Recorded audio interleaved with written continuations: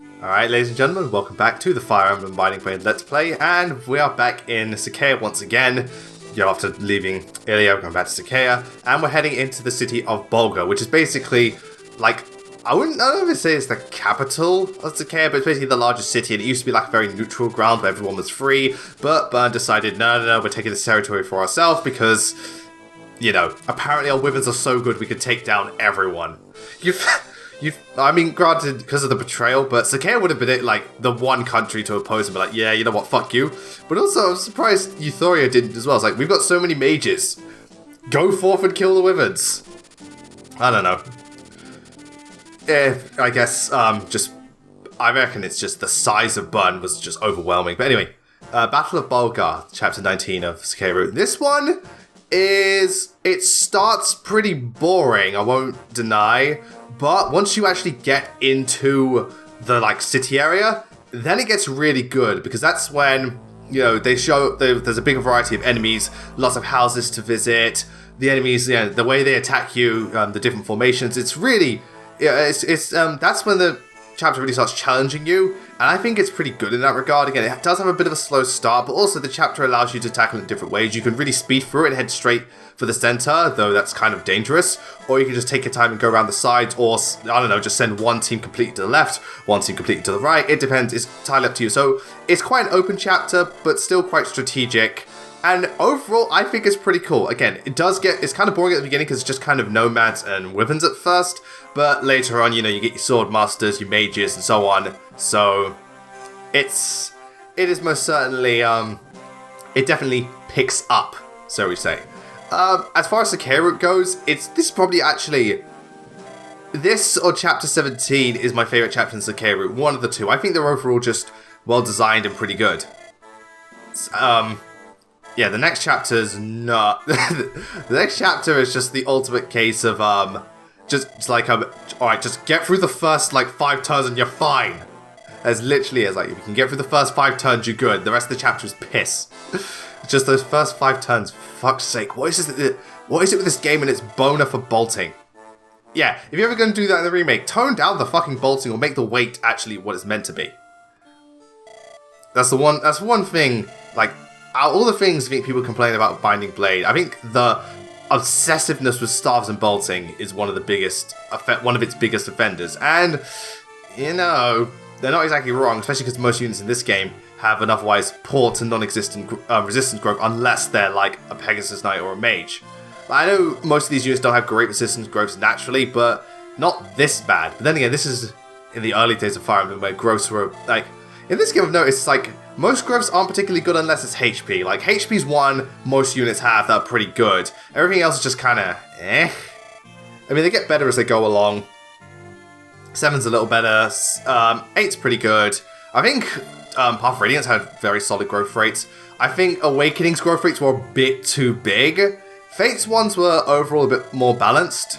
But Awakening definitely, like, some of the growth rates, I think, like, that's probably why in another case the game was broken. The growth rates, like, you would get an average of like 5 level ups every time. And that, you know, it got to the point where everyone was getting really, really powerful. Like, I remember like Satal and Shursh, they had really good, like, near 100 to 100% HP growth rates and stuff like that. And Vake had really good growths. It's ridiculous. So anyway, yeah. So what I do for this chapter is I split the team up and go, take this team to the left, and we take the other team to the right.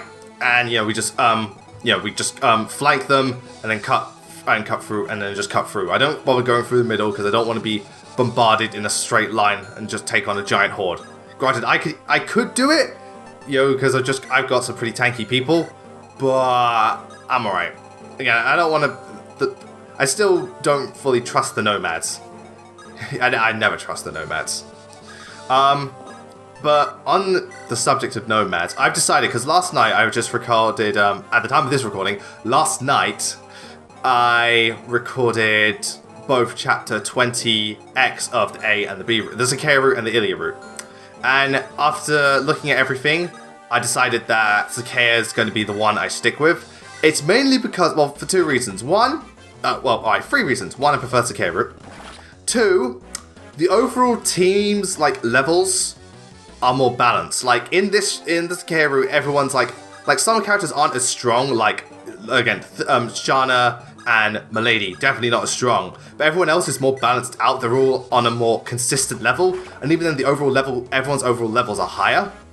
Well, as a team, like, Sue is level 10 already. Chlorine's level 10 already. I think Wendy and Lilina are both level 9. I know Sophia's about level 5. I think, yeah, and like Percival's level 10, I think. Yeah, just everyone's an overall better level. I mean, some characters got better level ups in Thing, but it's only a few. I'd rather have the whole team be consistently better. Also, other things like the fact that Sophia promoted earlier is a big factor. You know, she's got more chances to level up, and no doubling, but enough to one-shot, so well done. And also, another reason is supports, because in the sacae route, I've got the supports quicker, and I've also gone on to supports of other characters. As you'll see in this chapter, some characters will start supporting together that, you know, haven't started yet. So there's that too. It was sacae, whereas the Ilia route they haven't. So I thought, just, you know, go with sacae route at the end of the day. And funny enough, when it came to when I was prepping for chapter 21, I didn't realize how many units they allowed you to use for that chapter, because, like, I had, like, spaces left for 3 more units. And here's the thing. 2 of those units you know the memorial service video I did, like the units I used to use but wouldn't anymore for this playthrough? I decided, for shits and giggles, to bring them back. So 2 units from there are going to be in chapter 21, just chapter 21. And also I'm going to use Fur for, what's his face? Chapter 23, just because, so I can get, you know, what's his face? And, so, I was going to say to you guys, if you can guess the 2 characters that I will bring back for chapter 21, remember, they're part of the memorial video, so if you watch that, you can give an idea. If you can guess those 2 characters, I'll give you a shout out in the video, but I stress, it has to be both of them, you can't just guess one, and you can only, like, in the comments, you can only say, like, write one pair. I don't want people saying, it's either going to be this and this, or this and this, or this and this. Just one. If you can get it, well freaking done. Nice critical. If you can get it, well freaking done. I'm not going to give any hints as to who it is. The only thing again, it's if they're featured in the thingy video, it's going to be one of them. 2 of them. It's 2 of them. So, you know, just try to guess. Just try. I want to see how this goes. I want to see who everyone goes for. Oh, sweet, Dola Nomad. Sue's moving up in the world. I've got to tell you though, chapter 20X, man. Those fucking nomadic troopers. Oh yeah, Nimi's here. And, I can't remember how you pronounce his name, Diane, I think? Yeah, he's the character exclusive to this map, Juno's in the other one. We don't get Diane until the start of next chapter. And he's basically just, he's Sue's grandfather and Raph's dad, but Raph is nowhere to be seen. Poor guy. It's the grandparents and the grandchildren. It's never the actual parents. Like, fucking hell. They want to, like, get as many they want to keep Fire Emblem 7 as far away from this game as possible. It's pretty hilarious. They're pulling a genealogy. The parents are nowhere to be seen. And even if they are, they'll die later. I mean, Hector's already dead.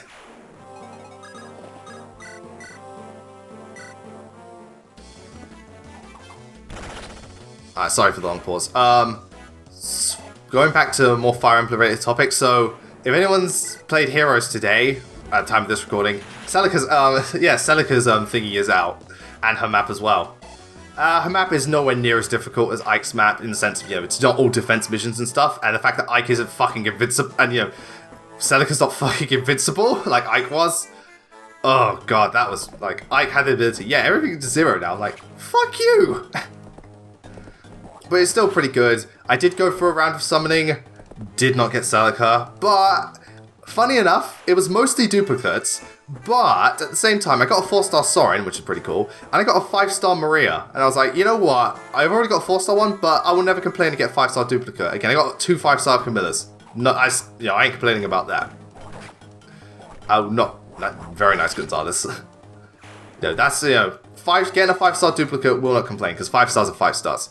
And actually, speaking of 5 stars, because I had enough hero feathers, I was able to promote Nino from a 4-star to a 5-star, which I'm really happy because my main team for the longest time Heroes was the 5-star Takumi, 5-star Camilla, 4-star Gwendolyn, 4-star Nino. I got Gwendolyn 5-star, and now I've got Nino, so once I get them back to level 40, the whole team will be complete again.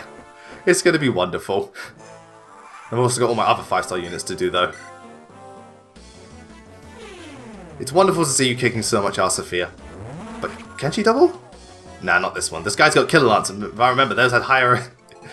yeah, those ones. They're some of the best lances to use for defense. It's odd, I know. But them's the breaks. And also, like, with Heroes, the voting call that's still going. Faja did win her first round, but even in this second round that she's in, it's still pretty close, and it's really interesting. Again, all these characters, like, they're not nearly as well known as or popular as Faja is, but yeah, Faja's like, she's winning, but she's never miles ahead, which I find like that is. I'm honestly quite surprised. You know, I thought like, I mean, fair enough the first round, but I thought after that she would just, you know, kind of dominate. She would just like destroy everyone. So I'm curious. I reckon she will reach the finals with Robin. I think Leo's gonna lose to Robin, and then we're just gonna see which of the two is gonna win. It's gonna be interesting. I reckon it's definitely gonna be really, really, really close. I don't know how close. Just it's gonna be like, I don't know, like 220 points off, possibly. It is, though, I think it's quite funny with the Gauntlet challenges. Some of them are really challenging. I remember one of them I actually lost because I got a bit overzealous. Fucking brave weapons. And, but this recent one I did, I was fighting 3 Annas, and I just, like, sent in, all I did was I sent in Pala, and it's like, oh, yeah, I didn't have to do anything. I just sent her in and I won. It's like, guys, were you even trying? The difficulty level of these challenges is weird. Really, really, really weird. You know what I should think they should do? If your team is winning, you get much more difficult challenges in order to give them, like, you know, points, so it's harder and there's a high chance of you losing. And if you're losing, it's easier to beat the challenges so that, you know, it's easier for you to spend points to upgrade, you know, to help with the votes. I think that'd just be really, I think that would be really good. It would make things more balanced because, again, if you're winning by a landslide, you're going to make it harder to keep that momentum going. So, you were to do that, I think it'd be pretty cool. Again, I don't know how it works specifically, but based on that experience I just had, it seems pretty random, I'm going to say. Pretty damn random. Yeah, but because there's so many weapons at the front, just axe users, magic users, and archers. Pretty much. Yeah, hand axe not the best. She's got an axe reaver. Yeah, they're actually smart enough to deploy weapons that give them an advantage. Too bad you're still not strong enough to defeat me. Just not enough. In regards to current progress on videos, the script for, I've mentioned this on Twitter, script for top 30 characters is first draft's done, and I've just recently gone back and what was it? I've just edited it and got, you know, just cut stuff down, got rid of spelling mistakes and all that jazz. I'm gonna go through it one more time. I mean, I'm pretty confident about the thing already, but I'm gonna go through it one more time because, again, I'm more and more these days. I'm reading through my scripts multiple times just to make sure, like, it is really good. Especially with the how to improve videos, I read through those scripts so fucking much. It's actually ridiculous. Like, I remember for the Fates one, I was reading through that script like 10 fucking times, but I wanted to make sure, because for a video like that, you've really got to make sure you got to get the writing down. So hopefully, if you're wondering, no, I do not go for the center gate. But again, oh, it's fucking sleep stuff. Thank God for rescue. So I should, if anything, I'd either finish, like, read through it again, finish tonight, and record tomorrow, or finish reading it tomorrow, and either record the same day or the next day, but it shouldn't be too long, and then all I've got to do is start putting it together. It shouldn't be difficult because it's mostly images I'm working with, because again, it's character designs. Oh yeah, a good chunk of that part was just me smashing through a wall. It was just, you know, I think it was a good 2 or 3 turns just me breaking a wall down. But what are you going to do? But anyway, this is where it gets more interesting. We're going to get a lot more units coming at me, but this is where I've really got to think. But again, that's what I like about this chapter. It starts easy, but it slowly gets more difficult. Yeah, got a Lance Reaver. Taste my axe, you asshole. Again, I'm sorry, that just cleaved his face directly in half. Someone explain how he's still alive, because I'm pretty sure, you know, my suspension of disbelief can only go so far. Honestly. I also like how here there's a very nice mix, like there's an equal mix of burn troops and sacae troops. Because, well, the burn troops I see as the myrmidons and the, nomads, obviously. But the burn troops are like the mages and the wyverns, and here there's a nice balance, and I think because, like I said, it's the capital and it's more of a neutral territory, even though burn took it over, I think that's a cool, I don't know if that's just, if it's unintentional or not, but I think it's a cool attention to detail, very nice hit, that, you know, there's the unit variety, like the amount of units in each one is a bit more even, rather than just because it's a care, it's just nomads and myrmidons. I think that's pretty cool. I might just be, you know, that might just be me grasping at straws, but it's something I've noticed, and I think it's a cool attention to detail. If it is an attention to detail, again, I could be talking out of my ass. Also, I like this chapter because the houses are worth visiting and get some nice stuff. I mean, last chapter we got there was nothing to get, and even in the chapter before, the stuff wasn't really worth it. But here it's worth it. I love you so much, Wendy. You're more crit happy. You're like it's like you're making Charlotte blush with how many crits you're landing, and that bitch could crit. That bitch could fucking crit. Oh, I just love it. One shot Wendy really takes off. Sorry, one shot Lelina really does take after her father. Really does. Oh god, what was I talking about right before this? Shit. Oh yeah, I was talking about script. The script was an interesting one. Oh yeah, they get reinforcements. It's just wyverns. It's no problem. Oh yeah, I don't remember if they actually do ever open the front gate. Either I get round to them too quickly or I lure them out. I do not remember the front gate opening. I don't know how it works, but who cares? Ow, fuck you. That's what you get for attacking me. But yeah, the script was weird because it was both one of the easiest and most difficult scripts I've had to write. It was easy because when doing character designs and doing it 30 entries, it was like 250, average of 250 words per entry, which, you know, is pretty low considering all things considered. The only problem was, because you're talking about character designs, there's only so much there's only so many different adjectives you could use to describe something before you have to, without trying to sound repetitious. I did my best, but there are sometimes I couldn't help but, have to use the same words because the dictionary only goes so far. And, with 30 different entries and using multiple adjectives in each one, it got to the point where I was like, oh, Jesus Christ. I mean, you know, so it was easy, but at the same time, it was kind of difficult. But, you know, that's the joy of... Scripting is one of the more fun parts of... Scripting is definitely one of the most fun parts of making video, because when you start writing, it's really fun. It's just when you start editing it starts becoming a bit more tedious, because you've really got to work around, you know, errors and stuff. Because when, you know, one thing you know is if you ever start writing a script, once you read through it the first time, you're like, oh, Jesus Christ, how did I make that mistake? And all the grammatical errors and everything. So, yeah. And as for the editing part should be alright, though, admittedly, again, it's mostly just going to be either portraits or the occasional fan art, I guess, because, you know, obviously nothing silly or sexual, but just, you know, fan art pictures I find on the internet. Because, of course, if they are feature them in cutscenes, and probably also some battle screens as well, but it's mostly just to focus on their designs. Gotta take no chances. And oh my god, I just... you know, in hindsight I should have used a killer bow, but hey, silver bow works. Whatever works, as they say.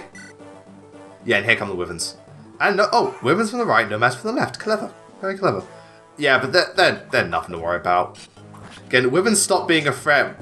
Well, wyverns weren't a threat to be... Well, they were, but because I had Sue, they really weren't that much of a threat. And now I've got, I keep getting mixed up. Now I've got Lelina, who is ridiculously powerful and very often fast enough to double them. And even Sophia's strong enough to take down the wyverns, so, you know, they stopped being a threat ages ago.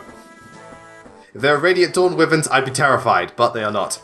I swear to god, in that game, they made wyverns unnaturally strong. I mean, fair enough, weak to electricity, that's the thing, that was part of Radiance as well. But you took away their fucking weakness to bows. Really? I know, like, it's like, all the more reason Hara's amazing. You just took away his weakness to bows. Nothing hurts him. Yeah, it's the occasional thunder mage. Okay, you hit me, but I'll retaliate with his hand axe and I'll one-shot you. Like, seriously, any mage that tries to fight Hara, if he throws a hand axe, he will kill them. I've seen it happen many, many times. It's just one of those facts of life. Fight Hara and you die. Such a wonderful unit in Radiant Dawn. Though, pretty much every time I reach, what's his face? Endgame, the tower, Jill's always better. Though, I think, well, it's mainly because I think, well, Jill has more time to grow, but also, Jill's one of the few in, Radiant Dawn. She's one of the few Wyvern Knights with actually, not amazing, but pretty respectable resistance growth for her class. Which is good, because in the, when you get towards the end, they start throwing strong, like, white dragons, and, you know, the fourth chapter in that bit, they throw a lot of magic units at you, so it's good to have Jill there. And you can actually see where Hara start to falter a bit because of his shit resistance. Not massively, but you definitely notice it.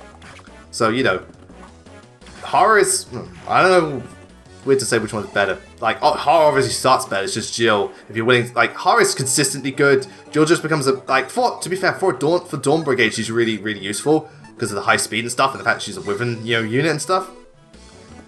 But, you know, starting out, nowhere near as good as Hara, but she could definitely be better than him by the time she catches up. It's whether or not you're willing to put that time in. She also is featured less than Hara, which is a shame. It is a shame, but, you know, that's one of the biggest things that decides units' worth in Radiant Dawn, I find, their availability, because of how the game is split up.